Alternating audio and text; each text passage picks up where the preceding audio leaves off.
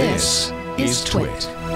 All right, Apple is... now, I read somewhere that Apple's required by the new tax law to repatriate their $260 billion held internationally. My understanding is that they're not required to repatriate it, but they have to pay the tax whether they repatriate it or not. And once you have to pay the tax, it makes 0 cents not to repatriate it. $38 billion.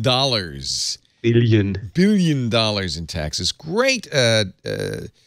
Apple on Wednesday made a slew of announcements about it. Oh, yeah, a number of announcements. They're going to give every employee under the level of director $2,500 in restricted stock units. Thank you very much. That's a $300 million gift because they have 20,000 employees. Apple says they'll create 20,000 new jobs with the money and build a new campus. Somebody told me it was going to be in Reno. That can't be right. Well, that's not a campus. Yeah, it's mostly tech support and training, so they could really put it almost anywhere. Okay. Also, it might likely be a place where there is a really broad employment pool. And so people can live Reno pretty makes cheap, sense. which means that and so they don't have to pay them. I think Apple will pay anybody better than any other company would, but it's not going to be a $90,000 a year job. So they're going to want to live. They're going to want to put it someplace where people can live affordably. They're going to up the ante on the innovation fund, which really is just money that they give to their partners, but maybe it helps innovation. $5 billion instead of the $1 billion they announced last year. The job creation will include direct deployment, but also suppliers, and I'm sorry to say they're going to include app developers in this, which they included in their number before. They're and that's not really people. That's baloney. Yeah. Although app developers have been making money, there's no question about that. But they'll still have hundreds of billions of dollars in cash. And I thought that Horace Dediu's article on Asimco was probably, at least for my untutored brain, the best explanation of Apple Cash. He calls it the Apple Cash FAQ. And what he says, which I didn't really get before, is actually this isn't Apple's money. In effect, it's the shareholders' money. And there is pressure for Apple to give it to the shareholders, either as dividends, but for tax reasons, that's not the optimal way to do it, or as buybacks. And so I think what will happen, Apple has a lot of loans on the books. $100 billion in loans, that's the money they borrowed against the international funds to buy back stock. They'll pay those off first, I would imagine. Maybe not. It's all tax stuff, And then at that point, maybe buy back more shares. But I didn't realize that actually is not an attempt to take it private.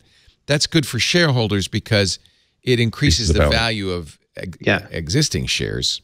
Reduces the pool of it, Right. And it's a Q&A format.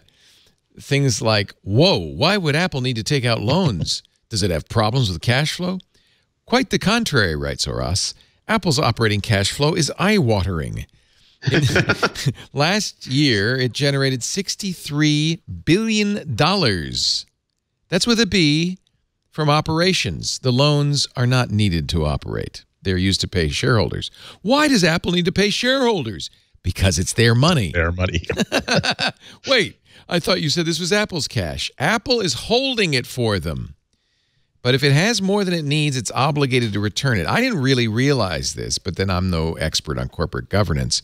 But you're allowed, most companies don't hold a lot of cash. You're allowed to spend that cash to make more money, to build assets, do R&D and stuff like that. But you can't just let it sit there. You're supposed to it's considered a liability of all things on the balance sheet. In effect, it's an asset, and there has to be a liability that grows in proportion to offset the asset. That liability is under shareholder equity. In other words, this belongs to the shareholders. So that's what'll happen. This is all complicated tax stuff.